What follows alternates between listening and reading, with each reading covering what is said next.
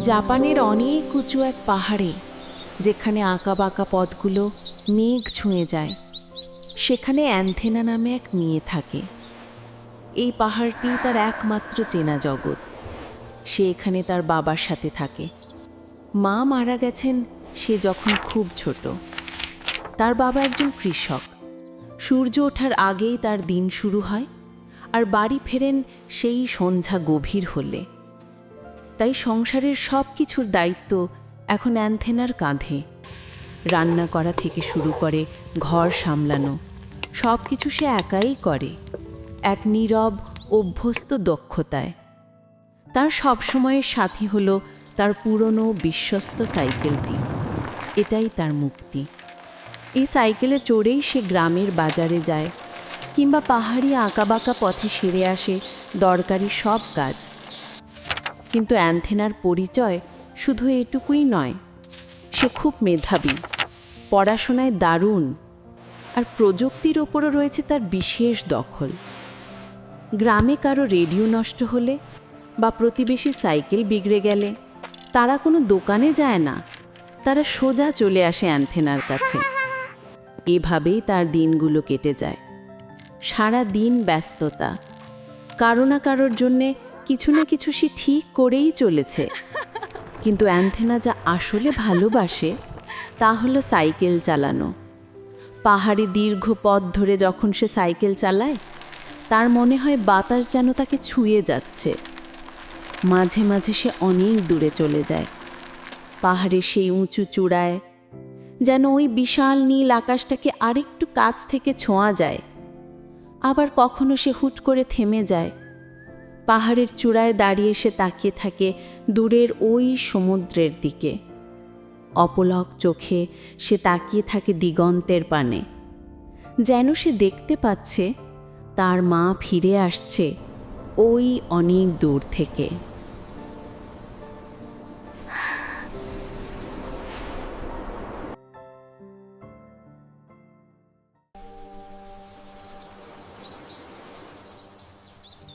অ্যান্থেনার জীবনটা চলত এক পরিচিত শান্ত ছন্দে। তার দিন শুরু হতো সূর্যের সাথে।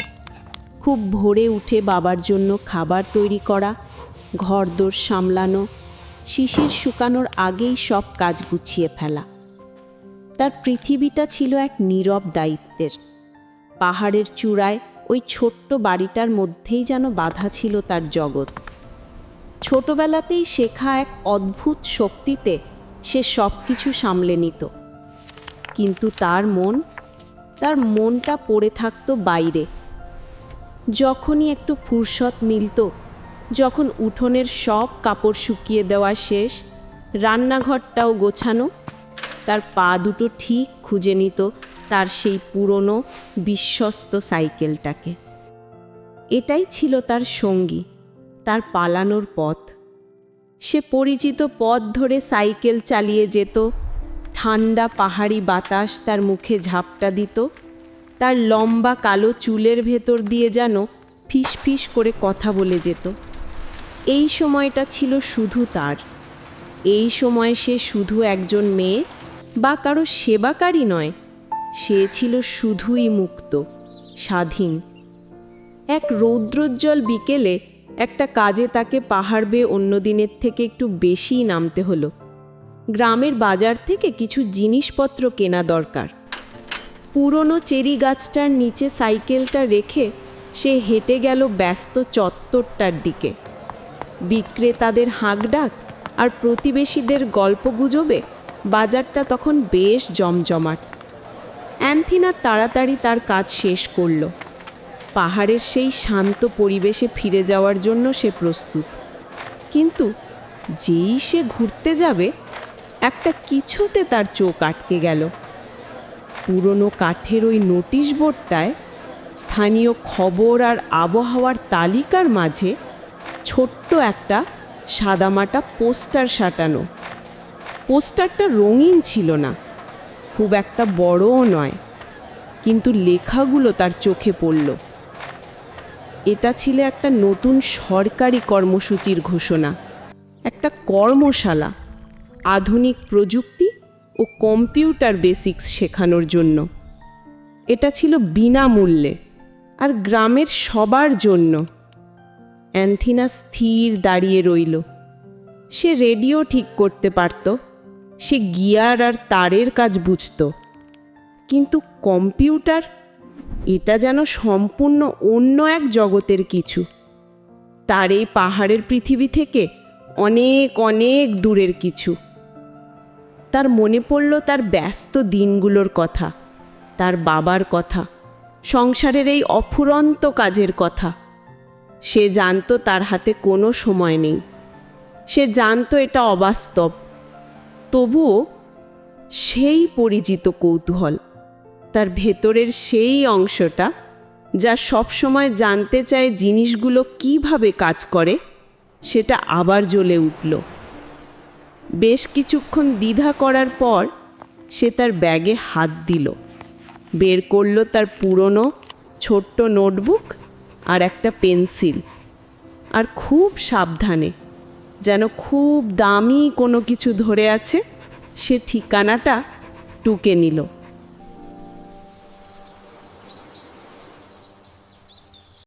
সেই সন্ধ্যায় খাবার ঘরের ছোট্ট বাতিটা টেবিলে দীর্ঘ ছায়া ফেলেছিল। অ্যান্থেনা আর তার বাবা নিঃশব্দে বসে খাচ্ছিল, শুধু পাত্রের সাথে তাদের খাওয়ার হালকা টুংটাং শব্দ। কিছুক্ষণ দ্বিধা করার পর অ্যান্থেনা শেষমেশ মুখ তুলল। সে আস্তে করে কথা বলল, তার কণ্ঠে বাজারের সেই ছোট্ট ভঙ্গুর উত্তেজনার রেশ। সে বাবাকে পোস্টারটার কথা বলল, ওই কম্পিউটার কর্মশালার কথা। তার বাবা খাওয়া থামিয়ে দিলেন। তিনি ছিলেন এই পাহাড়ের মানুষ, মাটির মানুষ। গ্রামের আর 10 জনের মতোই তিনি ছিলেন পুরনো ধ্যান ধারণার। তিনি সহজ সরল জীবনে, কঠোর পরিশ্রমে আর যুগ যুগ ধরে চলে আসা প্রথায় বিশ্বাস করতেন। তার কাছে এই নতুন প্রযুক্তি, এই কম্পিউটার ছিল একটা অজানা বিষয়, ভিনদেশি কিছু। গ্রামের অনেকেই যাকে আড়ালে শয়তানের ছোঁয়া বলতো, যা তাদের সহজ সরল জীবনে বাধা সৃষ্টি করবে। তার জবাব ছিল খুব স্পষ্ট, না। তিনি বললেন, এসব অবাস্তব, সময়ের অপচয়। তিনি বললেন, অ্যান্থিনার অনেক কাজ, অনেক দায়িত্ব আছে। এসব নতুন চিন্তা তিনি মেয়ের মাথায় ঢুকতে দিতে চান না। অ্যান্থেনার উত্তেজনার স্ফুলিঙ্গটা নিভে গেল। সে কোনো তর্ক করল না, কোনো অনুরোধও না। সে শুধু চুপ হয়ে গেল। পুরো টেবিল জুড়ে এক ভারী নীরবতা নেমে এলো। এটাই ছিল অভিমান, এক গভীর না বলা কষ্ট। তাদের দুজনের মাঝে এক বিষাদের দেয়াল। সে প্লেটের দিকে তাকিয়ে নিঃশব্দে খাবার শেষ করল। তারপর উঠে নিজের থালা বাসন গুছিয়ে সোজা নিজের ঘরে চলে গেল। সেদিন রাতে যখন বাড়ির সব শব্দ থেমে গেছে, অ্যান্থিনার বাবা জেগে রইলেন। তিনি ছাদের দিকে তাকিয়েছিলেন। চাঁদের আলো ঘরের মেঝেতে একটা ফ্যাকাশে বর্গ এঁকেছে। তিনি তার মেয়ের কথা ভাবছিলেন। তিনি উপলব্ধি করলেন তার মেয়েটা সবসময় কি ভীষণ চুপচাপ থাকে। সে সবসময় একা। তার নিজের জীবনটা ডুবে আছে ক্ষেতের কাজে, হাড় ভাঙা খাটুনির চাপে। সে যখন বের হয়, মেয়েটা হয়তো ঠিকমতো জাগেও না, আর যখন ফেরে সে ক্লান্তি নিয়ে ঘুমানোর প্রস্তুতি নেয়। তার মনেই পড়ে না শেষ কবে তারা মন খুলে কথা বলেছে বা হেসেছে। তিনি মানুষ চোখে অ্যান্থেনাকে দেখতে পেলেন। সে প্রতিবেশীদের রেডিও ঠিক করছে, একাই ঘর সামলাচ্ছে, আর ওই সাইকেলটা চালিয়ে একা একা পাহাড়ি পথে মিলিয়ে যাচ্ছে। তিনি গ্রামের লোকের কথা ভাবলেন, তারা কি বলবে। তিনি এই বদলে যাওয়া পৃথিবী নিয়ে নিজের ভয়ের কথাও ভাবলেন। কিন্তু তারপর তিনি তার মেয়ের একাকিত্বের কথা ভাবলেন, আর ভাবলেন মেয়ের কণ্ঠের সেই ছোট্ট দুর্লভ উত্তেজনার কথা। তিনি বুঝলেন তার ভয়ের চেয়েও তার মেয়ের একাকিত্ব অনেক বেশি গুরুত্বপূর্ণ। পরদিন সকালে সূর্য সবে পাহাড়ে উঁকি দিতে শুরু করেছে। অ্যান্থেনা এরই মধ্যে রান্নাঘরে চুপচাপ সকালের নাস্তা বানাচ্ছে। গত রাতের বিষণ্ণতা তখনও বাতাসে ভাসছে। তার বাবা খেতে যাওয়ার জন্য তৈরি হয়ে বেরিয়ে এলেন। তিনি দরজার কাছে এসে দাঁড়ালেন। তিনি লম্বা কোনো বক্তৃতা দিলেন না, শুধু মেয়ের দিকে তাকিয়ে বললেন, ওই কর্মশালার ব্যাপারে তুই যেতে পারিস। অ্যান্থেনা যেন জমে গেল। সে বড় বড় চোখে বাবার দিকে তাকালো। বাবা ছোট করে মাথা নাড়লেন, তারপর বেরিয়ে গেলেন। এক মুহূর্তে পুরো পৃথিবীটা বদলে গেল। সব বিষণ্ণতা উবে গিয়ে এমন এক আলোয় সব ভরে গেল, যেন সূর্যটা আজ তার হৃদয়ের ভেতরে উদয় হয়েছে। তার পুরো সকালটা এক বিশুদ্ধ আনন্দে ছেয়ে গেল।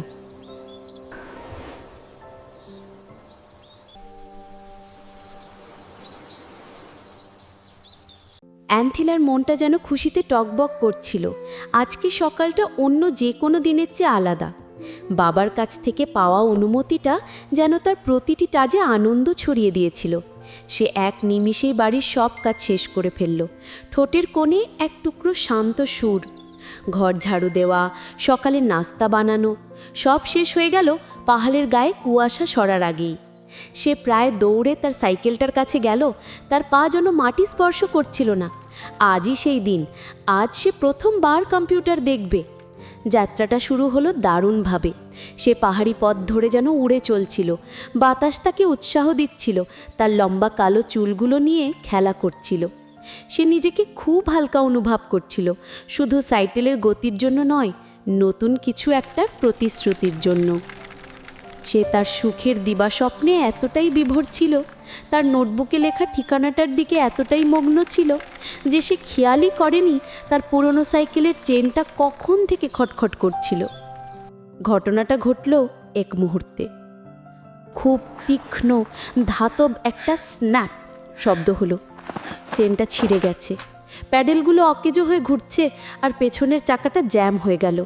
তার বিশ্বস্ত সঙ্গী সাইকেলটা তার সাথে বিশ্বাসঘাতকতা করল। কাঁকড় বিছানো পথে সাইকেলটা পিছলে গেল।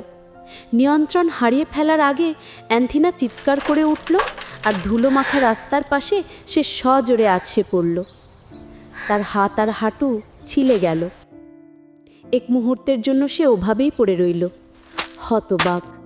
তার গালটা ঠান্ডা মাটির সাথে লেগে আছে। একমাত্র শব্দ যা শোনা যাচ্ছিল তা হলো সাইকেলের চাকাটার ঘোরার শব্দ, যা ধীরে ধীরে থেমে আসছিল। তার প্রথম অনুভূতিটা ব্যথার ছিল না, ছিল লজ্জার। সে অ্যান্থিনা যে গ্রামের সবার সাইকেল ঠিক করে, আজ সে নিজের সাইকেলের জন্য আটকা পড়েছে। আপনি ঠিক আছেন? কণ্ঠস্বরটা তার পরিচিত ছিল না, গভীর আর খুব শান্ত। সে মাথা উঁচু করে তাকালো। একজন তরুণ তার সামনে দাঁড়িয়ে, তার নিজের সাইকেলটাও পাশে পার্ক করা। সে অ্যান্থিনাকে সাহায্য করার জন্য একটা হাত বাড়িয়ে দিয়েছে। অ্যান্থিনার বুকের ভেতর একটা ধাক্কা লাগলো। ছেলেটা বেশ সুপুরুষ। এক মুহূর্তে অ্যান্থিনার পুরো মুখটা টকটকে লাল হয়ে গেল। লজ্জা, অপমান আর বুকের ভেতর অদ্ভুত অচেনা একটা ধরফরানি। ছেলেটা তাকে পড়ে যেতে দেখেছে। সে তাকে, গ্রামের সেই ফিক্সারকে অসহায়ভাবে মাটিতে পড়ে থাকতে দেখেছে। আসুন, আমি আপনার সাইকেলটা দেখছি, ছেলেটা দয়া করে বলল আর ভাঙা চেনটার দিকে এগিয়ে গেল। না, শব্দটা তার ভাবনার চেয়েও বেশি কর্কশ শোনালো। হাঁটুর ব্যথাকে উপেক্ষা করে সে প্রায় খামচে ধরে মাটি থেকে উঠল। সে ছেলেটার দিকে তাকালোই না। একটা শব্দও না বলে, একটা ধন্যবাদ পর্যন্ত না দিয়ে সে এক ঝটকায় অভ্যস্ত কিন্তু রাগী ভঙ্গিতে চেনটা ঠিক জায়গায় বসালো। তার ওই ছেলেটার মুখের দিকে তাকানোর সাহস হলো না। সে কোনো মতে সাইকেলে উঠে বসলো আর টলটলে শুরু করে যত দ্রুত সম্ভব প্যাডেল চালিয়ে সেখান থেকে পালিয়ে গেল। সে ছেলেটাকে ওভাবেই রাস্তায় একা দাঁড়িয়ে থাকতে দেখে গেল। কাইতো তার চলে যাওয়ার দিকে তাকিয়ে রইল। সে ওভাবেই দাঁড়িয়েছিল, তার হাতটা তখনও অর্ধেক বাড়ানো। সে যে কিছুটা অবাক হয়েছিল তাতে কোনো সন্দেহ নেই। মেয়েটা তাকে ধন্যবাদও বলেনি। তবুও যখন সে দেখলো মেয়েটা ক্ষিপ্রগতিতে সাইকেল চালিয়ে চলে যাচ্ছে, তার লম্বা চুলগুলো পতাকার মতো বাতাসে উড়ছে, কাইতো নিজেকে হাসতে দেখল। সত্যি, কারোর সাথে পরিচিত হওয়ার কি অদ্ভুত সুন্দর একটা উপায়।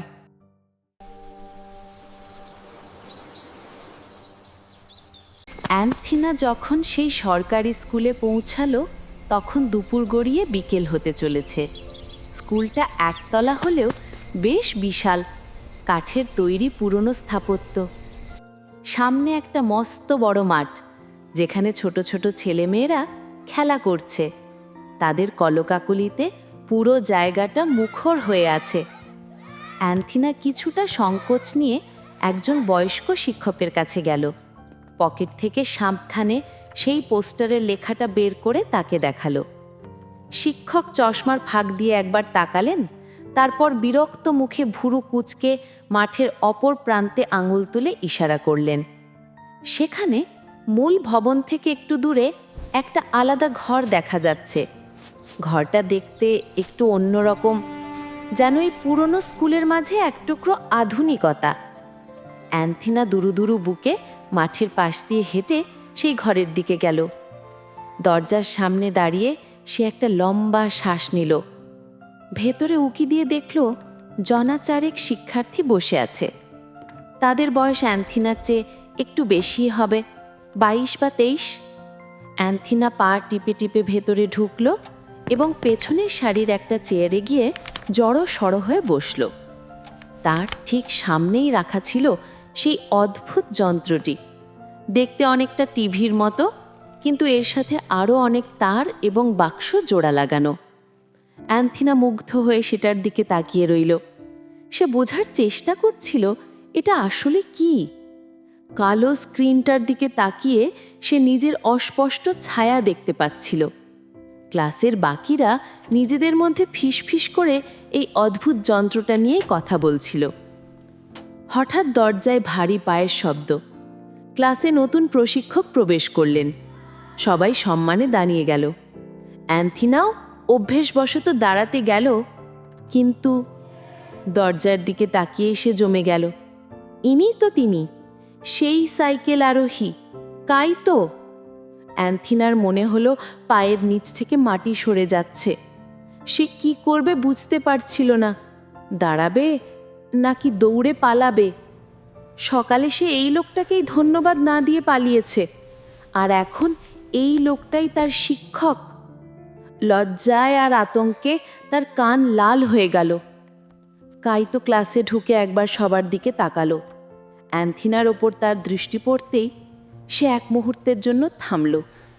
তার চোখে সেই পরিচিত কৌতূহলী দৃষ্টি, কিন্তু সে কিছু বলল না। খুব পেশাদারভাবে সে এগিয়ে গেল সামনের দিকে।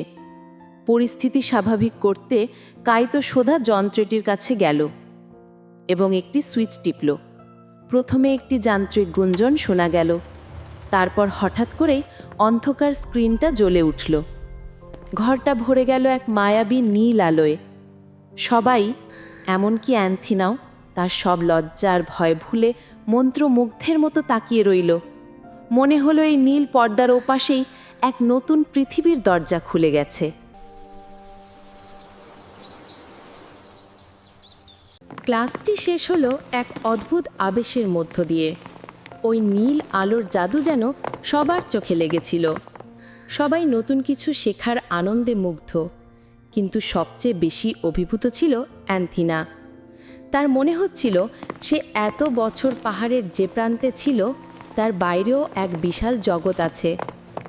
বিকেলের আলো ম্লান হয়ে আসছিল। ছাত্রছাত্রীরা একে একে তাদের ব্যাগ গুছিয়ে বিদায় নিচ্ছে। অ্যান্থিনাও আর এক মুহূর্ত দেরি করতে চাইল না। তার হৃৎপিণ্ড তখনও দ্রুত চলছে। একদিকে নতুন শেখার উত্তেজনা, অন্যদিকে কাইতের মুখোমুখি হওয়ার অস্বস্তি। সে দ্রুত তার নোটবুকটা ব্যাগে ভরে দরজার দিকে পা বাড়ালো, যেন পালিয়ে বাঁচতে চাইছে। একটু শুনবে? পেছন থেকে আসা কণ্ঠস্বরটি খুব শান্ত, কিন্তু অ্যান্থিনার কানে তা বজ্রপাতের মতো বাজল। সে দরজার কাছে থমকে দাঁড়ালো, তার হাত দুটো মুঠো করা। সে খুব ধীরে ধীরে ঘুরল, তার মাথা নিচু।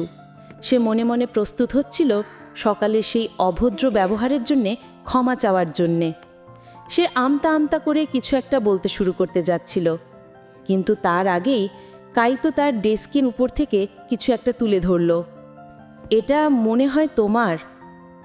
কাইতো নরম গলায় বলল, সকালে যেখানে তুমি পড়ে গিয়েছিলে রাস্তার পাশে ওটা পড়েছিল। অ্যান্থিনা চোখ তুলে তাকালো। কাইতোর হাতে ধরা একটি ছোট নীল মলাটের পুরনো ডায়েরি। অ্যান্থিনার নিঃশ্বাস বন্ধ হয়ে এলো। এটা তার সেই ডায়েরি, তার সবচেয়ে ব্যক্তিগত সম্পদ।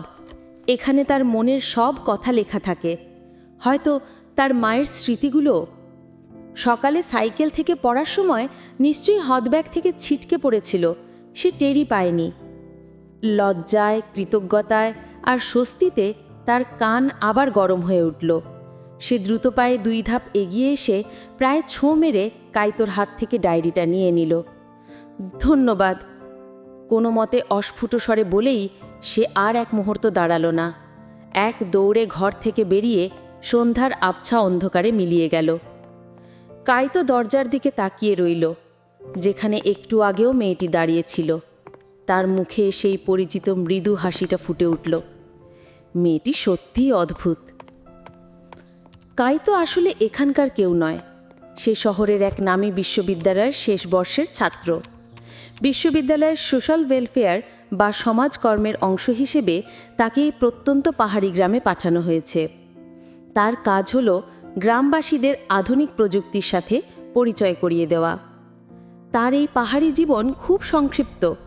তার হাতে সময় খুব কম, মাত্র 1 সপ্তাহ। তারপরই তাকে আবার শহরের ব্যস্ত জীবনে ফিরে যেতে হবে। সে জানে না এই 1 সপ্তাহ এই গ্রাম বা ওই অদ্ভুত মেয়েটি তার জীবনে কতটা ছাপ ফেলবে।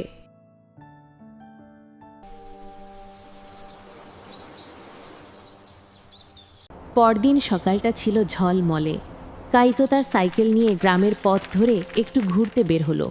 পাহাড়ি রাস্তার বাঁকে বাঁকে নতুন দৃশ্য, শান্ত বাতাস, পাখির ডাক, সব মিলিয়ে এক অদ্ভুত ভালো লাগা কাজ করছিল তার মনে। আঁকাবাঁকা পথ ধরে কিছুটা যাওয়ার পর হঠাৎ তার চোখে পড়ল রাস্তার ধারের একটি দৃশ্য। সে নিজের অজান্তেই সাইকেলের ব্রেক কষল। রাস্তার পাশে একটি সাইকেল উল্টিয়ে রাখা হয়েছে। একজন বয়স্ক গ্রামবাসী চিন্তিত মুখে পাশে দাঁড়িয়ে আছেন, আর সাইকেলের চাকার সামনে হাঁটু গেড়ে বসে আছে অ্যান্থিনা। অ্যান্থিনা তখন সম্পূর্ণ অন্য এক মানুষ। তার হাতে কালির দাগ, কপালে বিন্দু বিন্দু ঘাম জমেছে, আর পরনে কাজের উপযোগী সাধারণ পোশাক। কিন্তু তার মনোযোগ ছিল দেখার মতো। সে সুইয়ের ডগার মতো তীক্ষ্ণ দৃষ্টিতে চাকাটির দিকে তাকিয়ে আছে, খুব দক্ষতার সাথে স্পোকগুলো ঠিক করছে। তার আঙুলগুলো যন্ত্রের মতো দ্রুত চলছে। তার কোনো খেয়ালই নেই যে আশেপাশে কি হচ্ছে বা কেউ তাকে দেখছে। কাইতো সাইকেল থামিয়ে মুগ্ধ হয়ে দেখতে লাগলো। গতকাল যে মেয়েটি নিজের সাইকেল থেকে পড়ে গিয়ে অসহায় বোধ করছিল, আজ সেই কত নিপুণভাবে, কত আত্মবিশ্বাসের সাথে অন্যের সমস্যা সমাধান করছে। মেয়েটির এই রূপটা কাইতোর কাছে একদম নতুন। কিছুক্ষণ পর কাজ শেষ হলো। বয়স্ক লোকটি হাসি মুখে অ্যান্থিনাকে ধন্যবাদ জানিয়ে সাইকেল নিয়ে চলে গেলেন। অ্যান্থিনা স্বস্তির নিঃশ্বাস ফেলে উঠে দাঁড়ালো। সে তার যন্ত্রপাতি গোছাতে গোছাতে মাথা তুলল এবং রাস্তার ওপারে কাইতোকে দাঁড়িয়ে থাকতে দেখে চমকে উঠল। এক মুহূর্তের জন্য সে জমে গেল। তার হাতে কালি, চুল উস্কো খুস্কো। এই অবস্থায় কাইতোর সামনে পড়ে সে ভীষণ অপ্রস্তুত হয়ে পড়ল। সে দ্রুত চোখ নামিয়ে নিল, যেন লুকানোর জায়গা খুঁজছে। সে তাড়াতাড়ি তার সাইকেলটা তুলে নিয়ে চলে যাবার ভান করল। একটু দাঁড়াও। কাইতোর গলা শুনে সে থমকে গেল। একটা কথা ছিল। অ্যান্থিনার বুকের ভেতরটা ধক করে উঠল। তার মনে একটাই ভয়, এই লোকটি কি ডায়েরিটা পড়ে ফেলেছে? সে কি জেনে গেছে তার মনের সব গোপন কথা, মায়ের স্মৃতিগুলো? সে মাথা নিচু করে পাথরের মতো দাঁড়িয়ে রইল, তার হৃৎপিণ্ড লাফাচ্ছে। কাইতো সাইকেল থেকে নেমে একটু কাছে এগিয়ে এলো। সে খুব নিচু গলায় সাবধানে বলল, আমি দুঃখিত। গতকাল ডায়েরিটা পাওয়ার পর আমি আসলে মালিকের নাম বা ঠিকানা খোঁজার জন্যই প্রথম পাতাটা উল্টেছিলাম। তখনই তোমার মায়ের ব্যাপারে লেখা অংশটা আমার চোখে পড়ে। অ্যান্থিনার নিঃশ্বাস বন্ধ হয়ে গেল। কাইতো দ্রুত যোগ করল, তার কণ্ঠে সততা। বিশ্বাস করো, আমি আর কিছু পড়িনি, কিন্তু তোমার হাতের লেখা আর যেভাবে তুমি মায়ের কথা লিখেছ, এত মায়া, এত আবেগ আমি খুব কম লেখায় দেখেছি। আমি মুগ্ধ হয়ে গিয়েছিলাম, তাই ওই অংশটুকু না পড়ে থাকতে পারিনি। আমাকে ক্ষমা করো। অ্যান্থিনার মাথার ওপর থেকে যেন একটা বিশাল ভয়ের মেঘ সরে গেল। এই শহরের ছেলেটা তাকে বিচার করছে না, তার গোপন কথা নিয়ে হাসাহাসি করছে না, বরং সে প্রশংসা করছে। সে ধীরে ধীরে মাথা তুলল। তার চোখে তখন আর ভয় নেই, আছে এক অদ্ভুত স্বস্তি আর বিস্ময়। সকালের রোদে তার চোখ চিকচিক করে উঠল।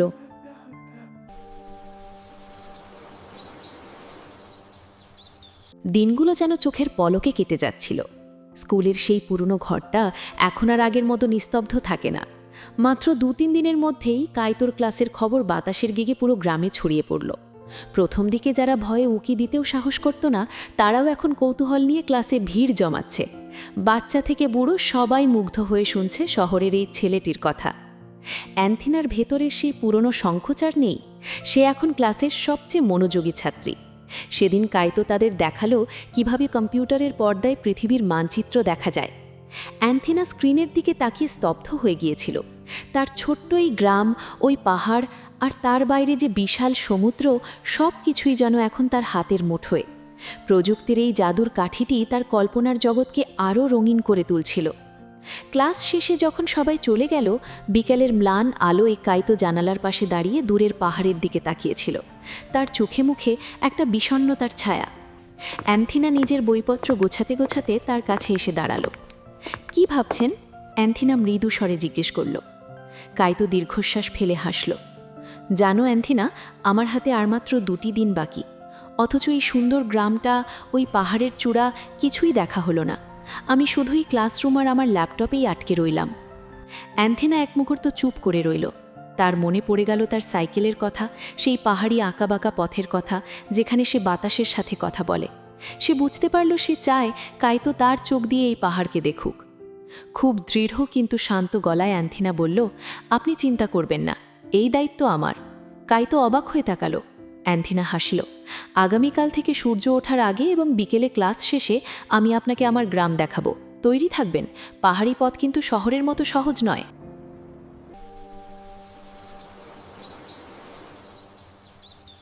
ভোর তখনও পুরোপুরি ফোটেনি।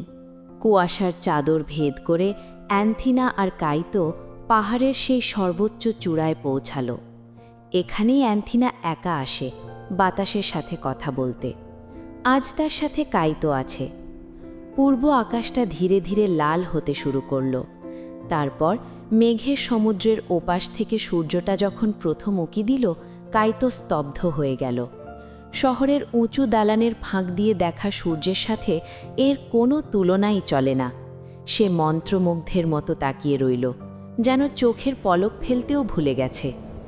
তার পাশে দাঁড়িয়ে অ্যান্থিনা আর চোখে কাইতোর এই মুগ্ধ রূপ দেখছিল। তার নিজের একান্ত জগৎটা আজ অন্য কারো চোখে এত সুন্দর লাগছে দেখে তার মনে এক অদ্ভুত প্রশান্তি খেলে গেল। সূর্য ওঠার পর তারা ঢাল বেয়ে নিচে নামতে শুরু করল। সাইকেলের গতি বাড়ছিল। ঠান্ডা পাহাড়ি বাতাস তাদের কানে সাঁই সাঁই শব্দ তুলছে। কাইতোর মনে হচ্ছিল সে যেন মেঘের ওপর দিয়ে উড়ে চলেছে। যতই তারা নিচে নামছে, মেঘগুলো যেন তাদের পথ করে দিয়ে দূরে সরে যাচ্ছে। কাইতোর মুখে এক শিশুর মতো সরল হাসির রেখা ফুটে উঠল। পাহাড়ের নিস্তব্ধতা ভেঙে তারা যখন গ্রামের বাজারে পৌঁছালো, তখন সেখানে জীবনের কোলাহল। পাহাড়ের গায়ে যে এত মানুষ লুকিয়ে থাকতে পারে তা কাইতো ভাবতেই পারেনি।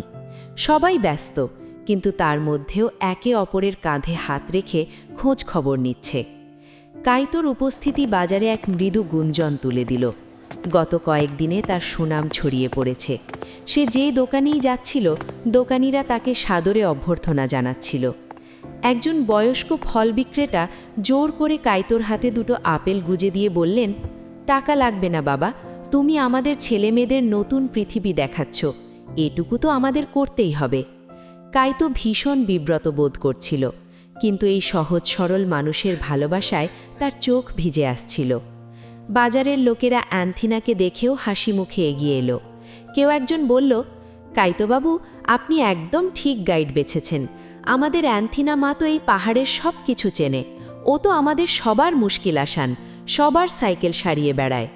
সবার মুখে নিজের প্রশংসা শুনে অ্যান্থিনার কান লজ্জায় লাল হয়ে গেল। সে মাথা নিচু করে দ্রুত কাইতোকে নিয়ে ভিড় থেকে বেরিয়ে যাওয়ার চেষ্টা করতে লাগল, যেন বেশিক্ষণ থাকলে মাটির সাথে মিশে যাবে।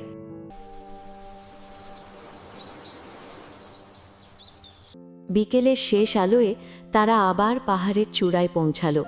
কাইতো মুগ্ধ চোখে দেখল সূর্যটা ধীরে ধীরে দিগন্তে ডুবে যাচ্ছে।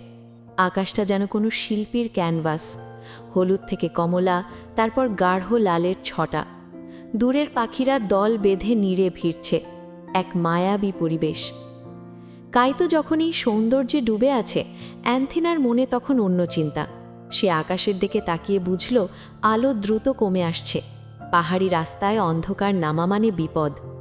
কাইতো, জলদি চলো, আমাদের এক্ষুনি নামতে হবে, অ্যান্থিনা তাড়া দিল।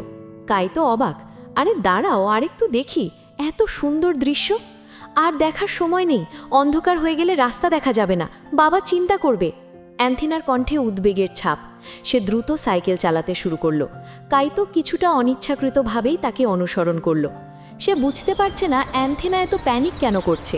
সে পেছন থেকে ডাকল, আরে একটু আস্তে, আমরা কি রেস খেলছি? কিন্তু অ্যান্থিনার মাথায় তখন একটাই চিন্তা, বাবার বকুনি আর কাইতোর নিরাপত্তা।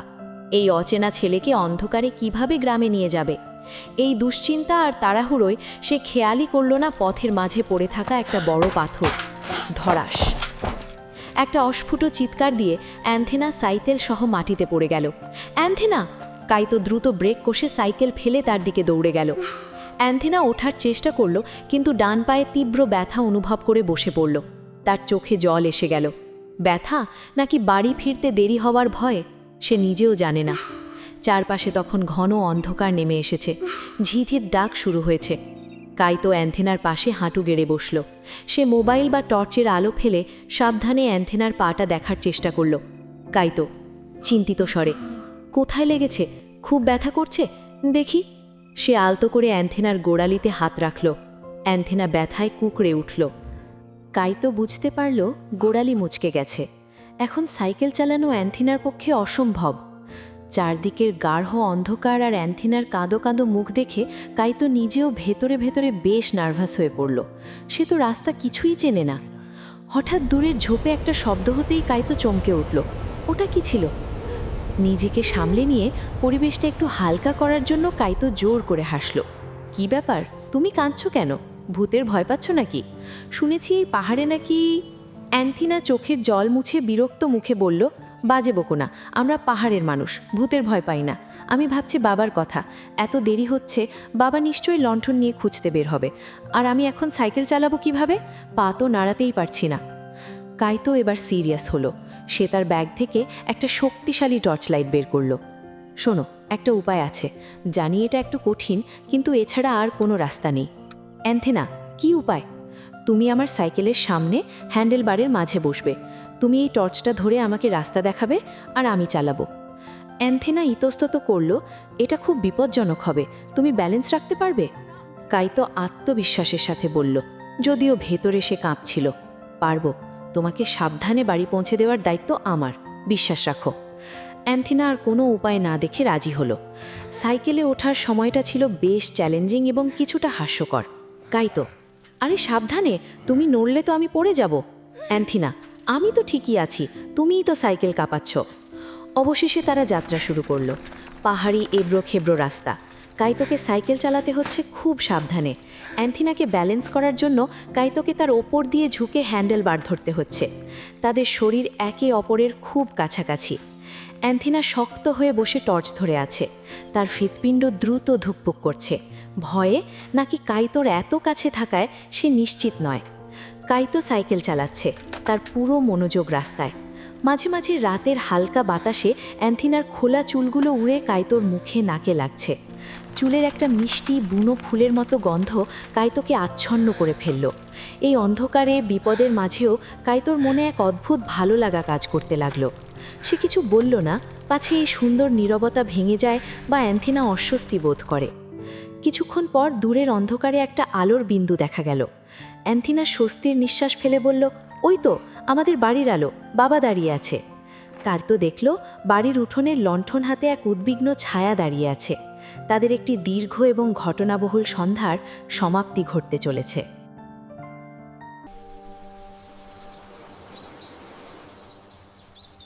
কাল রাতের পর আজ আকাশ খুব পরিষ্কার। ভোরের নরম আলোয় পাহাড়ের গ্রামটি যেন নতুন করে সেজেছে। কাইতোর মনে অবশ্য প্রকৃতির শোভা দেখার ফুরসত নেই। তার সব চিন্তা এখন অ্যান্থিনাকে ঘিরে। কালকে সেই দুর্ঘটনার পর মেয়েটা কেমন আছে, পায়ে ব্যথা বাড়ল কিনা, এইসব ভাবতে ভাবতেই সে অ্যান্থিনাদের বাড়ির গেটে এসে পৌঁছালো। অ্যান্থিনা এক হাতে ঝাড়ু নিয়ে উঠোন পরিষ্কার করছে। সে স্পষ্টতই খুঁড়িয়ে হাঁটছে, পায়ে ব্যান্ডেজ। কাইতো এটা দেখে চমকে ওঠে এবং দৌড়ে যায়। কাইতো উদ্বেগের সাথে, অ্যান্থিনা তুমি করছোটা কি, পাগল হলে নাকি? কাইতো দ্রুত গিয়ে তার হাত থেকে ঝাড়ুটা কেড়ে নেয়। কাইতো, তোমার তো এখন বিশ্রামে থাকা উচিত, আর তুমি এই ভাঙা পা নিয়ে উঠোন ঝাড়ু দিচ্ছ। অ্যান্থিনা মৃদু হেসে একটু লজ্জিত হয়ে, ওহ আপনি এত সকালে? আরে না, তেমন কিছু না, আমরা পাহাড়ি মানুষ বুঝলেন, এইটুকু ব্যথা আমাদের কাছে তেমন কিছু না, শুয়ে থাকলে বরং শরীর আরও খারাপ লাগে। কাইতো ধমকের সুরে কিন্তু চোখে মায়া, পাহাড়ি মানুষ হতে পারো কিন্তু হাড় তো আর লোহার না, প্লিজ জেদ করো না, গিয়ে বসো। অ্যান্থিনার বাবা ঘর থেকে বেরিয়ে এলেন। কাইতোকে দেখে তার মুখে চওড়া হাসি। তিনি এগিয়ে এসে কাইতোর কাঁধ চাপড়ে দিলেন। আরে কাইতো যে, এসো বাবা, ভেতরে এসো। কাল রাতে তুমি যা করেছো তার জন্য ধন্যবাদ দেওয়ার ভাষা আমার নেই। তুমি না থাকলে মেয়েটা যে কি বিপদে পড়তো। কাইতো বিনয়ের সাথে, না না আঙ্কেল, এটা তো আমার দায়িত্ব ছিল, ও এখন কেমন আছে সেটাই চিন্তার বিষয়। বাবা আর বলো না, মেয়েটা বড্ড একগুয়ে, মায়ের স্বভাব পেয়েছে। চলো, বারান্দায় পাটি পাতা আছে, ওখানে বসি। তারা বারান্দায় বসে গল্প করছে। অ্যান্থিনা ট্রেতে করে ধোঁয়া ওঠা চা আর কিছু পাহাড়ি পিঠা নিয়ে আসছে। সে খুঁড়িয়ে হাঁটছে। কাইতো উঠতে গিয়েও বাবার সামনে বসে থাকে, কিন্তু তার চোখ অ্যান্থিনার পায়ের দিকে।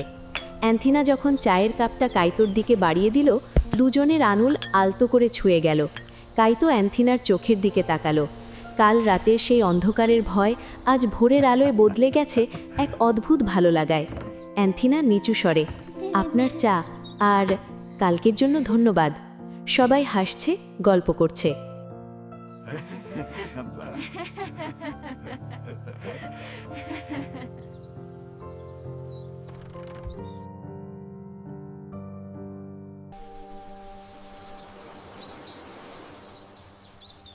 চায়ের কাপগুলো এখন খালি। বারান্দায় রোদের তেজ কিছুটা বেড়েছে, কিন্তু বাতাসের হিমঘাপটা এখনও যায়নি। বিপদ কেটে যাওয়ার পর মানুষের মনে যে এক ধরনের প্রশান্তি আসে, তা আজ এই ছোট্ট বারান্দাটিকে ঘিরে রেখেছে। হঠাৎ অ্যান্থিনার বাবা দীর্ঘশ্বাস ফেলে কাইতোর দিকে তাকালেন। তার চোখে এক পুরনো বেদনার ছালা। বাবা একটু ভারী গলায়, জানো কাইতো বাবা, কাল রাতে যখন ঝড় হচ্ছিল আর মেয়েটা ফিরছিল না, আমার বুকটা ভয়ে কেঁপে উঠেছিল। ওর মায়ের কথা খুব মনে পড়ছিল।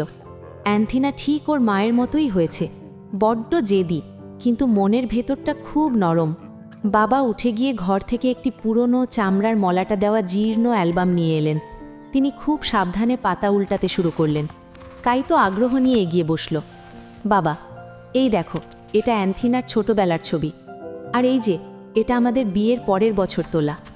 কাইতো ঝুঁকে দেখল, সাদা কালো ছবিতে এক হাস্যোজ্জ্বল দম্পতি। কাইতো মুগ্ধ হয়ে, অ্যান্থিনা তো একদম ওনার মতো দেখতে। অ্যান্থিনা লাজুক স্বরে, বাবা সবসময় এটাই বলে। পাতা উল্টাতে উল্টাতে বাবার আঙুল একটি বিশেষ ছবির ওপর এসে থেমে গেল। ছবিটিতে অ্যান্থিনার মা একটি পাহাড়ের খাদের কিনারে দাঁড়িয়ে আছেন। বাতাসে তার চুল উঠছে। জায়গাটি কাইতোর ভীষণ চেনা। কাইতো চমকে উঠে, এক মিনিট আঙ্কেল, এই জায়গাটা, এটা তো সেই ভিউ পয়েন্ট যেখানে। কাইতো থামল। সে ধীরে ধীরে মুখ তুলে অ্যান্থিনার দিকে তাকালো। অ্যান্থিনা মেঝের দিকে তাকিয়ে আছে। অ্যান্থিনা খুব নিচু স্বরে, হ্যাঁ ওটা সেই জায়গা, ওটা আমাদের খুব পছন্দের একটি জায়গা। বাবা ছবির ওপর হাত বুলিয়ে, ওটা ছিল ওর মায়ের প্রিয় জায়গা। বিকেল হলেই সে ওখানে গিয়ে বসে থাকত, গান গাইতো, বলতো ওখান থেকে নাকি পুরো পৃথিবীটা দেখা যায়। মা মারা যাওয়ার পর থেকে অ্যান্থিনাও। কাইতোর বুকের ভেতরটা মোচড় দিয়ে উঠল। অ্যান্থিনাকে দেখলে বোঝা যায় না সে কতটা একা ও নিঃসঙ্গ, কিন্তু আজ এই পুরনো ছবিটা সব পরিষ্কার করে দিল। মেয়েটি সেখানে একা যায় না, সে যায় তার মায়ের স্মৃতির কাছে। বাতাসের শব্দে সে মায়ের গান খোঁজে। পরিবেশটা একটু ভারী হয়ে যাওয়ায় অ্যান্থিনার বাবা কথা ঘোরাতে চাইলেন। তিনি হঠাৎ উৎসাহ নিয়ে বললেন, ও ভালো কথা, কালকে কিন্তু আমাদের গ্রামে একটা মেলা হবে। প্রতি বছরই এই সময় পাহাড় থেকে ফসল কাটা হয়। এরপর বিকেলের দিকে ফসল তোলা উপলক্ষে একটি মেলা বসে। তুমি অবশ্যই এসো এই মেলাতে। কাইতো কিছু বলার আগে অ্যান্থিনা বলে উঠল, অ্যান্থিনা হাসি মুখে জোর দিয়ে, যাবে না মানে? অবশ্যই যাবে, উনি তো এখন আমার গাইড। সবাই একসাথে হেসে উঠল। বিষাদের মেঘ কেটে গিয়ে সেখানে জায়গা করে নিল উৎসবের আনন্দ।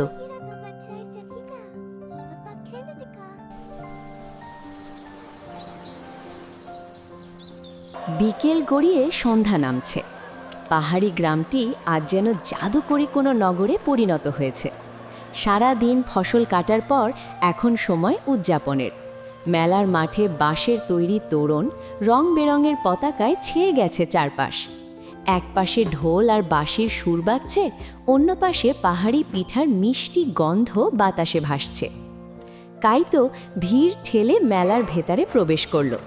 শহরের চোখ ধাঁধানো নিয়ন আলোর মেলা সে অনেক দেখেছে, কিন্তু পাহাড়ের কোলে হারিকেন আর মশাল দিয়ে সাজানো এই উৎসবের স্নিগ্ধতা একদম আলাদা। সে এদিক ওদিক তাকিয়ে তার গাইডকে খুঁজছিল। হঠাৎ তার চোখের সামনে যেন সময় থমকে গেল। ভিড়ের মাঝখানে দাঁড়িয়ে আছে অ্যান্থিনা, কিন্তু এ আজ কোন অ্যান্থিনা? আজ তার পরনে পাহাড়িদের ঐতিহ্যবাহী লাল আর কালো রঙের থামি পোশাক, চুলে গোঁজা একগুচ্ছ বুনো ফুল, গলায় রূপোর গয়না। আগুনের আলোয় তাকে কোনো রূপকথার রাজকন্যার মতো মনে হচ্ছিল। কাইতো মুগ্ধ হয়ে তাকিয়ে রইল। অ্যান্থিনা তাকে দেখতে পেয়ে খুঁড়িয়ে খুঁড়িয়েই হাসি মুখে এগিয়ে এলো। কি মিস্টার ট্যুরিস্ট, ভিড়ে হারিয়ে গেলেন নাকি? অ্যান্থিনার কণ্ঠে সেই চেনা কৌতুক। কাইতো নিজেকে সামলে নিয়ে বলল, হারায়নি, তবে তোমাকে দেখে আজ তোমাকে একদম অন্যরকম লাগছে, খুব সুন্দর। অ্যান্থিনা লজ্জায় একটু রাঙা হয়ে গেল, কিন্তু সামলে নিয়ে বলল, শহরের মানুষের তো আবার আমাদের সাজগোজ অদ্ভুত লাগে। একদমই না, কাইতো জোর দিয়ে বলল, এটা অদ্ভুত নয়, অসাধারণ। এরপর শুরু হলো তাদের ঘোরাঘুরি। অ্যান্থিনা আজ সত্যিকারের গাইডের মতো কাইতোকে সব চেনাচ্ছে। কোনটা জুম চাষের নতুন চালের পিঠা, কোনটা বাঁশের তৈরি বিশেষ বাদ্যযন্ত্র। কাইতো অবাক হয়ে দেখল গ্রামের সবাই অ্যান্থিনাকে কতটা ভালোবাসে। সবাই তাকে ডেকে আদর করছে। অ্যান্থিনা কাইতোকে সবার সাথে পরিচয় করিয়ে দিচ্ছে। একসময় গ্রামের মাঝখানের খোলা জায়গায় নাচের আসর বসল। আগুনের কুণ্ডলি ঘিরে তরুণ তরুণীরা হাতে হাত রেখে নাচছে। মাদলের তালে তালে সেই নাচ এক অদ্ভুত উন্মাদনা তৈরি করল। অ্যান্থিনার পায়ে ব্যথা, তাই সে নাচতে পারল না। তারা দুজন ভিড় থেকে একটু দূরে একটা বড় পাথরের ওপর বসল। তাদের সামনে আগুনের শিখা নাচছে, পেছনে বিশাল পাহাড়ের অন্ধকার। তোমার পায়ে ব্যথা না থাকলে আজ তুমিও ওখানে থাকতে, তাই না? কাইতো জিজ্ঞেস করল। অ্যান্থিনা দীর্ঘশ্বাস ফেলে বলল, হ্যাঁ, প্রতি বছর আমি নাচের দলে থাকি, মা আমাকে নাচ শিখিয়েছিলেন, আজ খুব ইচ্ছে করছে। কাইতো আলতো করে অ্যান্থিনার হাতটা ধরল, খুব আলতো স্পর্শ। তুমি নাচতে পারছো না তাতে কি? দেখো, তোমার শেখানো নাচেই ওরা সবাই নাচছে, আর আমি তো শুধু তোমার পাশেই বসে থাকতে চাই। অ্যান্থিনা কাইতোর দিকে তাকালো। উৎসবের হাজারো শব্দের মাঝে তাদের দুজনের মধ্যে নেমে এলো এক নিস্তব্ধ প্রশান্তি। কাইতো বুঝতে পারল সে শুধু মেলা দেখতে আসেনি, সে এসেছে এই মানুষটির হৃদয়ের উৎসবে সামিল হতে। দূরে তখনও মাদল বাজছে, কিন্তু কাইতোর কানে বাজছে নতুন এক সুর, ভালোবাসার সুর।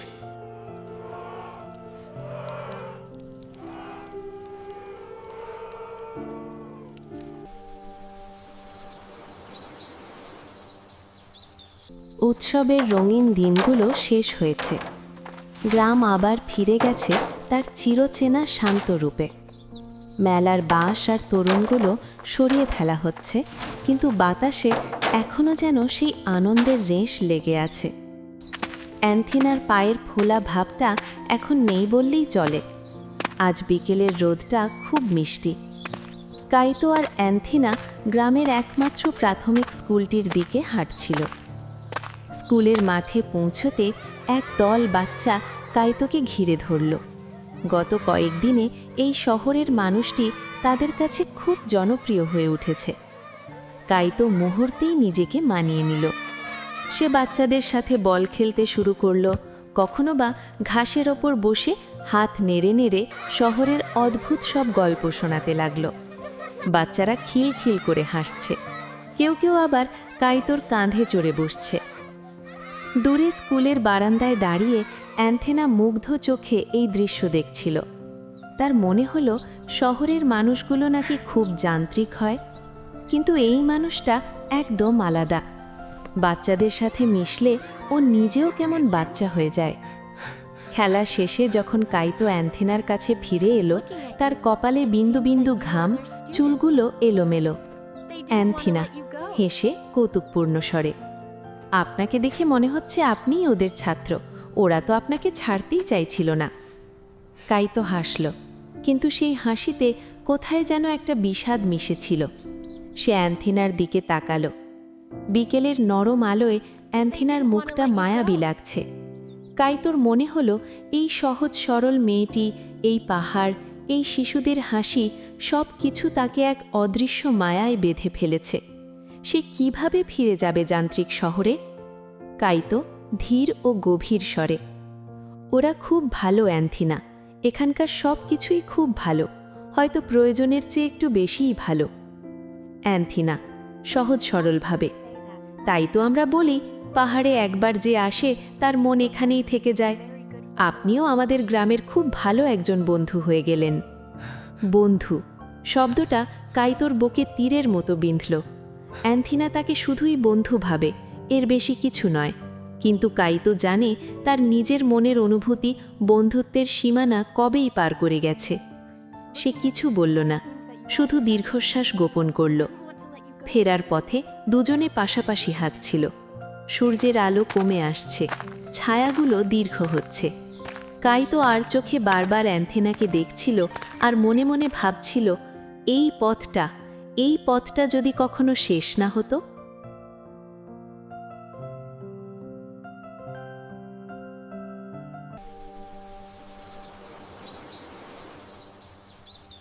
গ্রামের দুপুরগুলো বড্ড অলস হয়। চারপাশ নিঝুম, শুধু দূরের কোনো গাছ থেকে ঘুঘুর ডাক ভেসে আসছে। কাইতো বারান্দায় বসে অ্যান্থেনার বাবার পুরনো রেডিওটা ঠিক করার চেষ্টা করছিল। অ্যান্থেনা পাশে বসে বাঁশ দিয়ে ঝুড়ি বানাচ্ছে। সময়টা যেন এখানে থমকে আছে, কোনো তাড়া নেই, কোনো দুশ্চিন্তা নেই। হঠাৎ এই নিস্তব্ধতা ভেঙে চুরমার করে বেজে উঠল কাইতোর মোবাইল ফোন। পাহাড়ি এলাকায় নেটওয়ার্ক খুব একটা পাওয়া যায় না, তাই ফোনটা সাইলেন্টই থাকতো। কিন্তু আজ হঠাৎ সিগন্যাল পেতে বেজে উঠল। স্ক্রিনে ভেসে ওঠা নামটা দেখে কাইতোর বুকটা ধক করে উঠল। বিশ্ববিদ্যালয় থেকে তার স্যারের ফোন।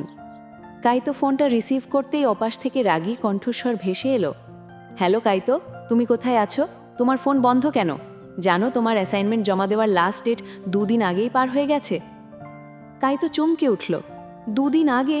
কিন্তু স্যার আজ তো। সে তারিখ দেখার জন্য ফোনের স্ক্রিনে তাকালো। সত্যি তো, এই পাহাড়ে অ্যান্থেনার সাথে দিন কাটাতে কাটাতে সে সময়ের হিসাবই ভুলে গেছে। বার, তারিখ, বিশ্ববিদ্যালয়ের ডেডলাইন সব তার মাথা থেকে উবে গিয়েছিল। স্যার ওপাশ থেকে ধমক দিয়ে বললেন, আমি কোনো অজুহাত শুনতে চাই না। যদি অ্যাসাইনমেন্টে ফুল মার্কস পেতে চাও তবে কালকের মধ্যে শহরে ফিরে রিপোর্ট করো। ফোনটা কেটে গেল। কাইতো স্তব্ধ হয়ে বসে রইল। হাতের রেডিওটা এখন আর তার কাছে কোনো অর্থ রাখে না। তার মনে হলো কেউ যেন তাকে এই সুন্দর স্বপ্ন থেকে জোর করে বাস্তবে টেনে নামালো। অ্যান্থেনা কাজ থামিয়ে কাইতোর মুখের দিকে তাকালো। কাইতোর ফ্যাকাশে মুখ দেখে সে বুঝল কিছু একটা হয়েছে। অ্যান্থেনা উদ্বেগের সাথে, কি হয়েছে? কোনো খারাপ খবর? কাইতো মাথা নিচু করে বলল, বিশ্ববিদ্যালয় থেকে স্যার ফোন করেছিলেন, আমার ফেরার তারিখ পার হয়ে গেছে, আমাকে কালই ফিরতে হবে। কথাটা বলার পর কাইতো অ্যান্থেনার দিকে তাকালো। সে আশা করছিল হয়তো অ্যান্থেনা বলবে, না যেও না, অথবা তার চোখে জল আসবে। সে আশা করছিল অ্যান্থেনা তাকে আটকাবে। কিন্তু অ্যান্থেনা কিছুক্ষণ চুপ করে রইল।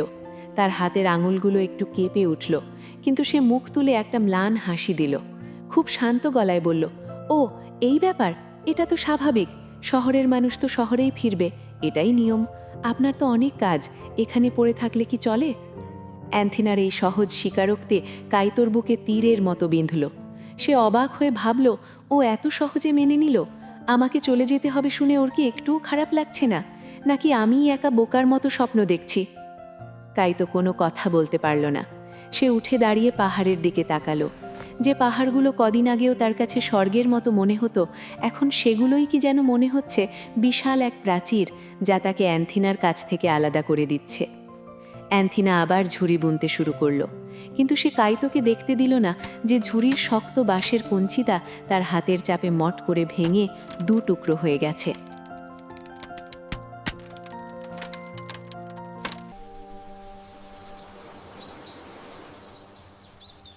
যাওয়ার আগের দিন বিকেলটা বড্ড তাড়াতাড়ি ফুরিয়ে আসছিল। কাইতো এবং অ্যান্থিনা গ্রামের সেই পরিচিত পাহাড়ি পথ ধরে হাঁটছিল। গন্তব্য সেই বিশেষ ভিউ পয়েন্ট, যেখানে অ্যান্থিনা যায় বাতাসের মাঝে তার মায়ের গান শুনতে। আজ বাতাস একটু বেশিই জোরে বইছে। শুকনো পাতা ওড়ার খসখস শব্দ ছাড়া আর কোনো শব্দ নেই। কাইতোর বুকের ভিতরটা তোলপাড় করছে। কাল সকালে বাস, তাকে চলে যেতে হবে। কিন্তু সে জানে এই মেয়েটিকে মনের কথাটা না বলে চলে গেলে সে সারা জীবন আফসোস করবে। সে মনে মনে 1000 বার রিহার্সেল করেছে, কি বলবে, কিভাবে বলবে। তারা ভিউ পয়েন্টে পৌঁছালো। সূর্য তখন পশ্চিম আকাশে ঢলে পড়েছে। পাহাড়ের চূড়াগুলো সোনালি আলোয় মাখামাখি। অ্যান্থিনা খাদের কিনারে গিয়ে দাঁড়ালো।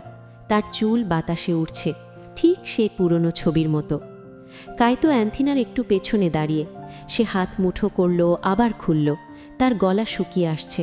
অ্যান্থিনা, আমি তোমাকে ভালোবাসি। আমি তোমাকে ছাড়া শহরে থাকতে পারবো না। তুমি কি আমার সাথে যাবে? কথাগুলো তার গলার কাছে এসে আটকে আছে। অ্যান্থিনা। অ্যান্থিনা ঘুরে তাকালো। বিকেলের ম্লান আলোয় তার চোখগুলো অসম্ভব স্বচ্ছ আর সরল দেখাচ্ছে। সেই চোখে কোনো জটিলতা নেই, কোনো কৃত্রিমতা নেই। সেই চোখের দিকে তাকিয়ে কাইতোর মনে হলো তার ভালোবাসার কথাগুলো বড্ড স্বার্থপর শোনাবে। এই মেয়েটি পাহাড়ের, তাকে কি শহরের খাঁচায় মানাবে? নাকি এই কথাটি বলে তাদের এতদিনের সুন্দর সহজ সরল সম্পর্কটাকে নষ্ট করে ফেলবে? কাইতো থমকে গেল। তার ঠোঁট নড়ল, কিন্তু শব্দ বেরোলো না। অ্যান্থিনা কাইতোর মুখের দিকে তাকিয়ে হয়তো কিছু একটা আঁচ করতে পারল, অথবা হয়তো সে নিজেকেই সামলে নিতে চাইল। সে হঠাৎ উজ্জ্বল হেসে কাইতোর দিকে এগিয়ে এলো। জানেন কাইতো, আমার না খুব ভয় ছিল। ভাবতাম শহরের মানুষরা খুব অহংকারী হয়, কিন্তু আপনি একদম অন্য রকম। কাইতো আশার আলো দেখল। সে ভাবল এখনই হয়তো অ্যান্থিনা বিশেষ কিছু বলবে। অ্যান্থিনা আকাশের দিকে তাকিয়ে সহজ গলায়, আপনি আমার খুব ভালো বন্ধু। গত কয়েকটা দিন আমার জীবনের সবচেয়ে সুন্দর সময় ছিল। আপনাকে আমি কোনো দিন ভুলব না বন্ধু। হিসেবে আপনি সেরা। বন্ধু শব্দটা কাইতোর কানে বাজল না, যেন বুকে এসে বিঁধল। মুহূর্তের মধ্যে তার সাজানো সব কথা, সব আবেগ ধুলোয় মিশে গেল। অ্যান্থিনা তাকে বন্ধুত্বের সীমানায় বেঁধে দিয়েছে। এর বাইরে যাওয়ার আর কোনো পথ নেই। কাইতোর ভিতরটা হাহাকার করে উঠল, কিন্তু সে মুখে কষ্টের হাসি ফুটিয়ে তুলল। সে বুঝতে পারল কিছু কথা না বলাই থেকে যাওয়া ভালো। সব সম্পর্কের নাম দিতে নেই। হ্যাঁ বন্ধু, আমিও তোমাকে ভুলব না অ্যান্থিনা। সূর্য ডুবে গেল। পাহাড়ের বুকে অন্ধকার নেমে এলো, কিন্তু কাইতোর মনের অন্ধকারটা তার চেয়েও গভীর। সে জানল তার ভালোবাসা এই পাহাড়ের বাতাসেই রয়ে গেল, অ্যান্থিনার কাছে পৌঁছল না।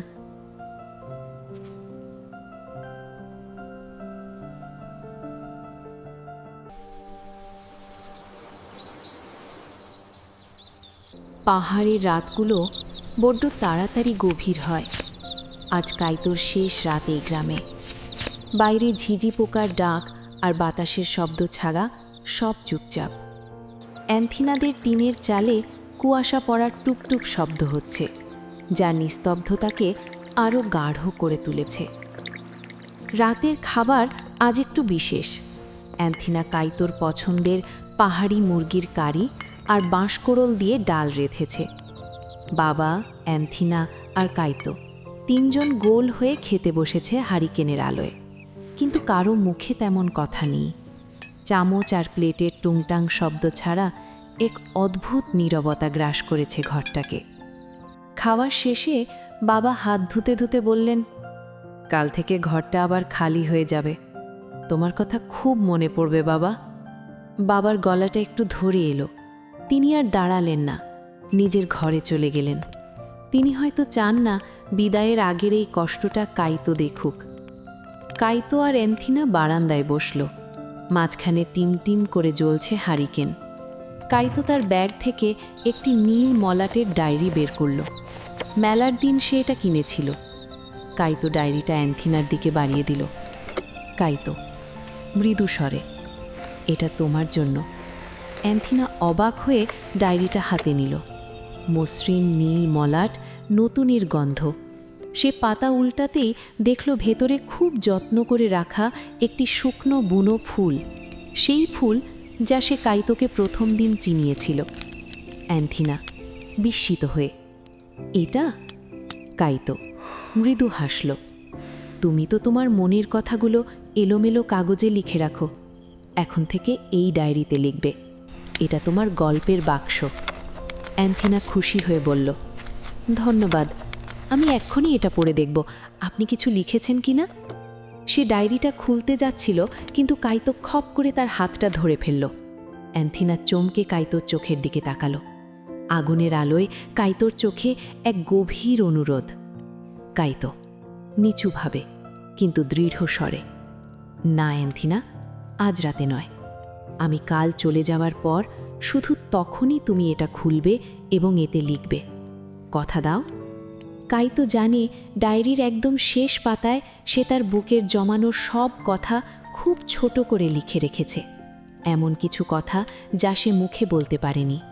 সে চায় না তার সামনে অ্যান্থিনা সেটা পড়ুক। অ্যান্থিনা কাইতোর এই অদ্ভুত শর্তে একটু অবাক হল, কিন্তু সে মাথা নাড়ল। অ্যান্থিনা, ঠিক আছে, কথা দিলাম, আপনি চলে যাওয়ার পরে আমি এটা খুলব। রাত গভীর হল। কাইতো তার ঘরে ফিরে এলো, কিন্তু তার চোখে ঘুম নেই। সে জানে সে শুধু একটি ডায়েরি রেখে আসেনি, সে তার হৃদয়ের একটা অংশ ওই নীল মলাটের ভেতরে বন্দি করে দিয়ে এসেছে।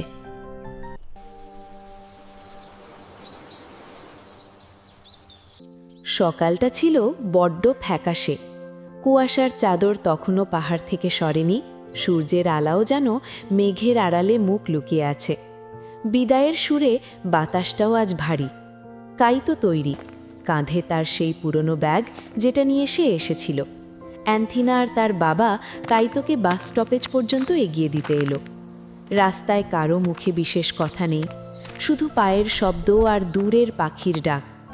কাইতো বারবার আর চোখে অ্যান্থিনার দিকে তাকাচ্ছিল, যেন এই পাহাড়ি মেয়েটির মুখটা সে মনের অ্যালবামে শেষবারের মতো গেঁথে নিচ্ছে। বাস স্টপেজে পৌঁছতেই ধুলো উড়িয়ে একটা পুরনো বাস এসে থামল। ইঞ্জিনের কর্কশ শব্দে ভোরের নিস্তব্ধতা ভেঙে গেল। কন্ডাক্টর হাঁক ডাক শুরু করল, সময় শেষ। অ্যান্থিনার বাবা এগিয়ে এসে কাইতোর কাঁধে হাত রাখলেন। বাবা ধরা গলায়, সাবধানে যেও বাবা, আর সময় পেলে আমাদের এই পাহাড়ে আবার এসো। কাইতো অ্যান্থিনার বাবার সাথে হ্যান্ডশেক করল, তারপর সে ফিরল অ্যান্থিনার দিকে। বাসের পাদানিতে পা রাখল। ওঠার আগে শেষবার দরজার হাতল ধরে ঘুরে তাকালো। তার চোখে এক বুক হাহাকার।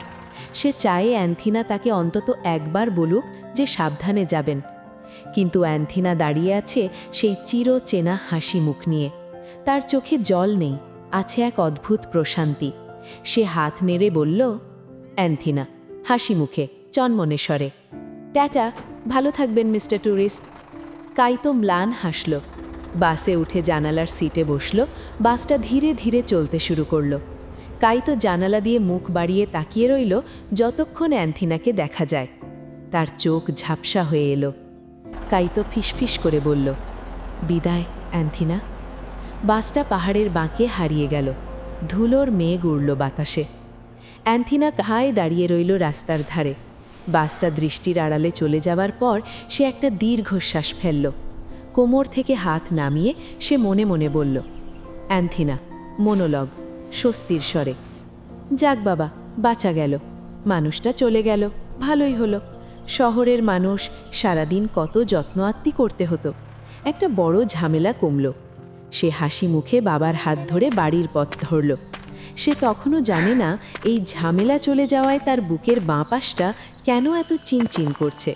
সে তখনও জানে না শূন্যটা কাকে বলে।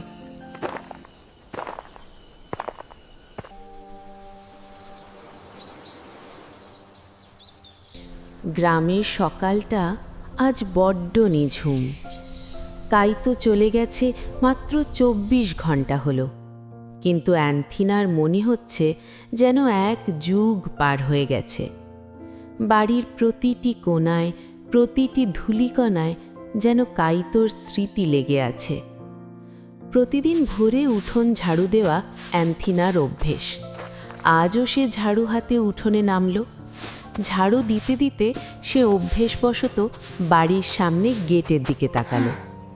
এই কয়েকদিনে কাইতো প্রতি সকালে গেটের সামনে দাঁড়াতো, হাসি মুখে বলতো, সুপ্রভাত অ্যান্থিনা। অ্যান্থিনা আজও সেই ডাক শোনার জন্য কান পেতে রইল। কাইতো যখনই আসতো বারান্দার এই বেতের চেয়ারে বসত। আজ সেই বেতের চেয়ারটা পড়ে আছে শূন্য। অ্যান্থিনা গেটের দিকে তাকালো। বাঁশের গেটটা বন্ধ, কেউ সেটা ঠেলে ভেতরে ঢুকছে না। বিকেলে রান্নাঘরে চা বানাচ্ছিল সে। চুলোয় কেটলির পানি ফুটছে। অ্যান্থিনা আনমনে তাক থেকে 2টো কাপ নামালো। 2টো কাপেই লিকার দিল, চিনি মেশালো। তারপর ট্রেতে সাজাতে গিয়ে হঠাৎ তার হাত থমকে গেল। সে নিজের চায়ের কাপের দিকে তাকিয়ে আছে, আর পাশে ধোঁয়া ওঠা দ্বিতীয় কাপটা। কার জন্য এই কাপটা? ওই কাপে চুমুক দেওয়ার মানুষটা তো এখন অনেক দূরে, যান্ত্রিক শহরের ভিড়ে। অ্যান্থিনার বুকের ভেতরটা কেমন যেন করে উঠল। সে ধীর হাতে দ্বিতীয় কাপটা তুলে নিল। তারপর চায়ের লিকারটুকু সিঙ্কে ফেলে দিল। গরম ধোঁয়ার সাথে সাথে যেন তার মন খারাপটাও বাতাসে মিশে গেল। বিকেল গড়িয়ে সন্ধ্যা নামার আগে সে তার মায়ের স্মৃতির জায়গা সেই ভিউ পয়েন্টে গেল। আজ বাতাস খুব জোরে বইছে। অ্যান্থিনা খাদের কিনারে দাঁড়িয়ে চোখ বন্ধ করে বাতাসের শব্দ শুনছিল। হঠাৎ বাতাসের শোঁ শোঁ শব্দের মাঝে সে স্পষ্ট শুনতে পেল কেউ খুব মায়া নিয়ে ডাকছে, অ্যান্থিনা। কাইতোর গলা, একদম স্পষ্ট। অ্যান্থিনা এক ঝটকা পেছনে ফিরল। তার মুখে হাসি ফুটে উঠতে চাইল, চোখে আশার আলো। অ্যান্থিনা, আপনি ফিরে এসেছেন? কিন্তু কেউ নেই। পেছনে শুধু ধূসর পাহাড় আর পাইন গাছের সারি। বাতাস শুকনো পাতা উড়িয়ে নিয়ে যাচ্ছে। অ্যান্থিনা চারপাশটা ভালো করে দেখল। না, কেউ নেই। এটা তার মনের ভুল। সে পাথরের ওপর বসে পড়ল। তার চারপাশটা বড্ড খালি লাগছে। এই বিশাল পাহাড়, এই আকাশ, সব কিছু থাকার পরেও মনে হচ্ছে কোথাও কেউ নেই। অ্যান্থিনা হাঁটুতে মুখ গুঁজে বিড়বিড় করে বলল, অ্যান্থিনা, কেন এমন হচ্ছে? ও তো শুধু একজন বন্ধু ছিল। তাহলে কেন মনে হচ্ছে পুরো দুনিয়াটা আজ খালি হয়ে গেছে? সে বুঝতে পারল, কাইতো শুধু তার ব্যাগ নিয়ে যায়নি, সেই গ্রামের সবটুকু কোলাহল আর আনন্দ সঙ্গে করে নিয়ে গেছে। আর অ্যান্থিনার জন্য রেখে গেছে এক বিশাল অসহ্য শূন্যতা।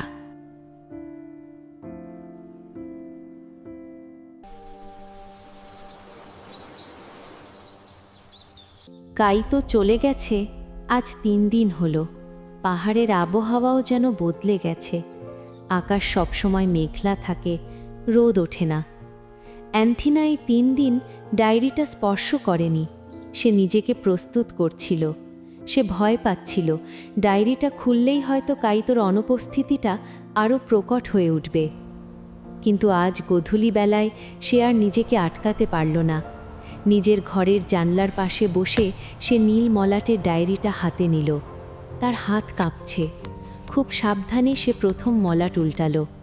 প্রথমেই সেই শুকনো বুনো ফুলটি। অ্যান্থিনা আঙুল দিয়ে ফুলটা স্পর্শ করল। তার মনে পড়ে গেল সেই প্রথম দিনের কথা, যখন সে কাইতোকে ফুলটা চিনিয়েছিল।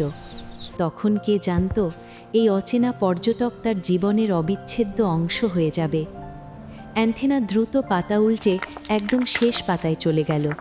কাইতো বলেছিল সেখানে সে কিছু লিখে রেখেছে। শেষ পাতা। সাদা কাগজের উপর কালো কালিতে গোটা গোটা অক্ষরে লেখা কয়েকটি লাইন। অ্যান্থেনা পড়তে শুরু করলো। অ্যান্থেনা, তোমার পাহাড়ের আকাশ খুব সুন্দর, কিন্তু বিশ্বাস করো, তুমি সেই আকাশের চেয়েও বিশাল। আমি যান্ত্রিক শহরে ফিরে যাচ্ছি ঠিকই, কিন্তু আমার আকাশটা আমি তোমার কাছেই রেখে গেলাম। ভালো থেকো আমার পাহাড়ি মেয়ে। তোমার মিস্টার ট্যুরিস্ট। লেখাটা পড়ার সাথে সাথে অ্যান্থেনার বুকের ভেতরটা হু হু করে উঠল। নিঃশ্বাস নিতে যেন কষ্ট হচ্ছে। সে লেখাটার ওপর হাত রাখল। আমার পাহাড়ি মেয়ে, এই 3টি শব্দের মধ্যে যে কী পরিমাণ মায়া আর অধিকার লুকিয়ে আছে তা অ্যান্থেনা আজ হাড় ভাঙা তীব্রতায় অনুভব করল। সে এতদিন ধরে কি ভেবে এসেছে? বন্ধু? এটা কি শুধুই বন্ধুত্ব ছিল? অ্যান্থেনার চোখের বাঁধ ভেঙে গেল। টপ টপ করে জল পড়ে ডায়েরির পাতা ভিজতে শুরু করলো। সে ডায়েরিটা বুকে চেপে ধরে জানলার গ্রিলে মাথা ঠেকালো। তার মনে হলো কেউ যেন তার হৃৎপিণ্ডটা শরীর থেকে ছিঁড়ে নিয়ে গেছে। অ্যান্থেনা ফুপিয়ে কান্না জড়িত স্বরে, আমি কেন বুঝিনি? কেন আমি ভাবলাম এটা শুধুই বন্ধুত্ব? কেন তাকে যেতে দিলাম? সে বুঝতে পারল কাইতো তাকে ভালোবাসত, আর সে নিজেও অজান্তেই কাইতোকে ভালোবেসে ফেলেছে। কিন্তু এখন বড্ড দেরি হয়ে গেছে। মানুষটা এখন আর পাহাড়ের কাছে নেই, সে চলে গেছে অনেক দূরে। অ্যান্থেনা জানলা দিয়ে দূরের ঝাপসা পাহাড়ের দিকে তাকালো। সন্ধ্যা নেমে আসছে, অন্ধকার গ্রাস করছে চরাচর। কান্না জড়িত রুদ্ধ গলায় সে ফিসফিস করে ডাকল, অ্যান্থেনা, কাইতো। বাতাস তার সেই ডাক উড়িয়ে নিয়ে গেল, কিন্তু উত্তর এলো না। শুধু পাহাড়ের বুকে প্রতিধ্বনি হয়ে ফিরে এলো এক গভীর দীর্ঘশ্বাস।